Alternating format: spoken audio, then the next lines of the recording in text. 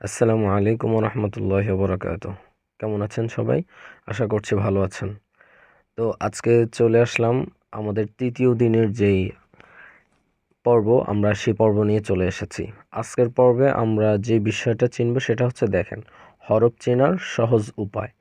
এইটা হচ্ছে আজকের পর্বের শিরোনাম। এখানে যেই দুইটা বাণী আছে, এটা সুন্দরভাবে এখান থেকে পড়ে নেবেন, ঠিক আছে, আপনাদের সুবিধা মতো।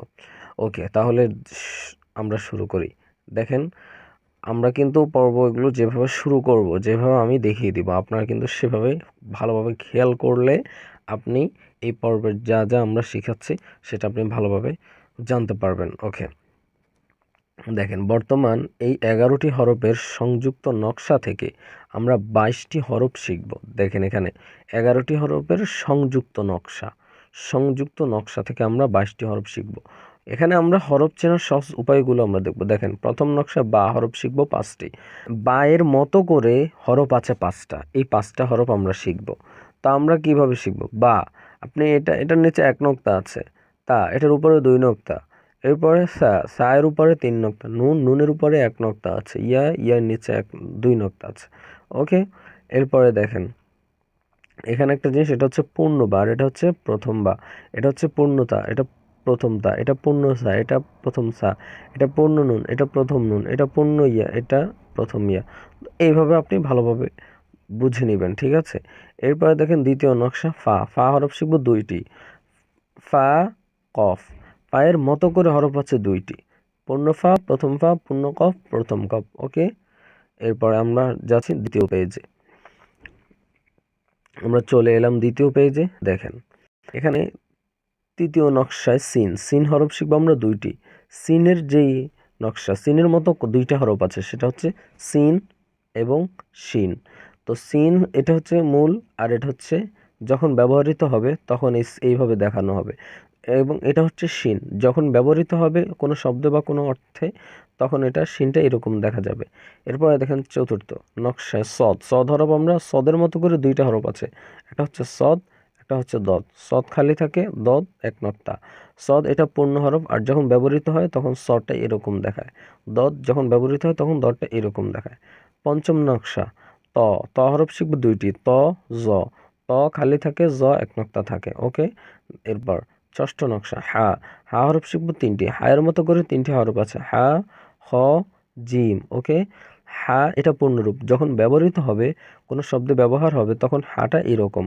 হ যখন ব্যবহার হবে তখন এরকম। জিম যখন ব্যবহার হবে তখন এরকম। ওকে, এরপর আমরা যাচ্ছি তৃতীয় পেজে। তৃতীয় পেজে দেখেন সপ্তম নকশা আইন হরফ শিখব 2টি। আইন, এই যে গইন, আইনের মতো করে হরফ আছে 2টা, আইন এবং গইন। আর আইন যখন আপনার ব্যবহৃত হবে কোনো শব্দে, তখন এটার শুরুটা এরকম হবে। আর গইন এটার শুরুটা এরকম হবে, গইনের উপর 1 নোক্তা থাকে আর আইন খালি থাকে। 8 নম্বর অবশিষ্ট সংযুক্ত নকশা, লাম, কাফ, হা, মিম হরফ শিখব 4টি। লামের মতো সংযুক্ত নকশা, এগুলোকে এরকম দেখা যায়। এগুলো হচ্ছে 4টি। লাম, এটা হচ্ছে ব্যবহার হবে যখন, তখন লাম। এটা হচ্ছে মধ্যখান পেঁচানো কাপ, যখন ব্যবহার হবে তখন এইভাবে দেখানো হবে কাপটা। আবার দেখেন হা, যখন ব্যবহার হয় তখন সেটা এইভাবে আসে। আর এই হা আবার আলাদাভাবে আসে, ব্যবহার হলে আলাদা আসে, আলাদাভাবে এইভাবে আসে। আর যদি মিলিত হয়ে কোনো হরফের সাথে, তখন হাটা এরকম হয়। মিম, এটা যখন মিলিত হয় তখন এরকম হয়। ব্যাস, এবার আসুন 9 নম্বর। প্রথমে ও মধ্যে সংযুক্তি ছাড়া হরফ কয়টি? 7টি। তো সংযুক্তি ছাড়া হরফ 7টি মানে কি?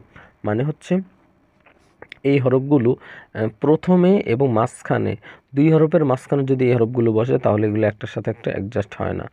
আবার প্রথমে যদি এই হরফগুলো আসে, কোনো শব্দের কোনো হরফের শুরুতে এই হরফগুলো এসে যায়, তাহলেও এগুলো একটার সাথে একটা অ্যাডজাস্ট হয় না। এগুলো হচ্ছে র, জা, ওয়াও, দাল, জাল, হামজা, আলিফ। ওকে, এখানে একটা ইয়া আছে, সেটা হচ্ছে এখানে দেখেন সংযুক্ত হরফ 29টি।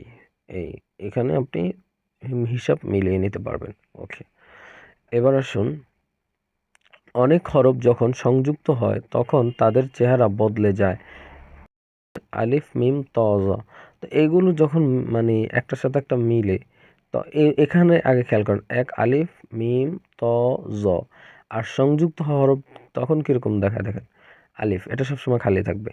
আর মিম যখন মিলছে, মিম আর ত মিলছে তখন কীরকম, ত এর সাথে জ মিলছে তখন কীরকম, ঠিক আছে। আচ্ছা এরপর আসেন আলিফ বাম দিকে ও মাঝে সংযুক্ত হবে না, যেটা আমি বললাম সেটাই আর কি। এবার দেখেন হরফ হচ্ছে বা, তা, সা, ফা, কাফ, এগুলো যখন মিলবে তখন কীরকম দেখা যাবে দেখেন, বা, তা, সা, ফা, কাফ, মিলার যে সিস্টেমটা আপনি দেখছেন ভালো করে, এইটা কিন্তু খুবই ইম্পর্টেন্ট। এটা ইম্পর্টেন্ট এত বেশি যেটা বলে বোঝানো যাবে না। আপনি এই জিনিসটা যত ভালোভাবে খেয়াল করবেন আপনার মানে এই কোরআন শিক্ষার যে আপনার ওটা আপনি ভালোভাবে বুঝতে পারবেন। ওকে, বিষয়টা বুঝতে পারছেন। এরপর আসি আমরা পরের পেজে। দেখেন এখানে হরফগুলো হচ্ছে হা, খ, জিম। এইটা যখন মিলবে তখন কিরকম, হা, খ, জিম, দেখছেন কি সুন্দরভাবে মিলে আসছে, কিভাবে মিলছে। এরপরে দেখেন হরফগুলো হচ্ছে, এইটা হরফ হচ্ছে র, জা, ওয়াও, দাল, জাল। এবার এইটার জন্য সংযুক্ত হবে কিনা, আমরা তো প্রথমে পড়ে এসেছি পেজে যে এটা কি সংযুক্ত হয় না প্রথমে এবং মধ্যে। তো দেখেন এখানে কি সংযুক্ত হয়েছে, এই পাঁচটি হরফ প্রথমে ও মাঝে সংযুক্ত হবে না। সো বুঝতে পারছেন আশা করছি। এবার আসুন হরফ হচ্ছে সিন, শিন, সদ, দদ, এগুলো যখন সংযুক্ত হরফ, এগুলো যখন মিলে আসবে তখন এগুলো কেমন হবে দেখেন, সিন, শিন, সদ, দদ, দেখছেন কি সুন্দরভাবে মিলে আসছে। এরপরে দেখেন হরফ হচ্ছে নুন, কফ, লাম। এবার এটা যখন মিলে আসছে নাকলুন, নুন, কফ, লাম, কিভাবে মিলেছে এই বিষয়টা ভালোভাবে খেয়াল করবেন। ওকে, এবার আসি আমরা হামজা, আইন, গয়েন। এবার হামজা কিন্তু কখনো মিলবে না, সংযুক্ত হবে না, এখানে লেখা আছে। এবার আইন আর গয়েন কিভাবে লেখা হয়েছে সেটা খেয়াল করেন। এবার আসুন হা, ইয়া। এই যে হা, ইয়া যখন সংযুক্ত হয় তখন এখান থেকে একটা দাগ এভাবে টেনে দেয়, বাস মিলে গিয়েছে। ওকে, এবার মনে রাখার জন্য নিচের 7টি হরফ প্রথমে ও মাঝে সংযুক্ত হবে না।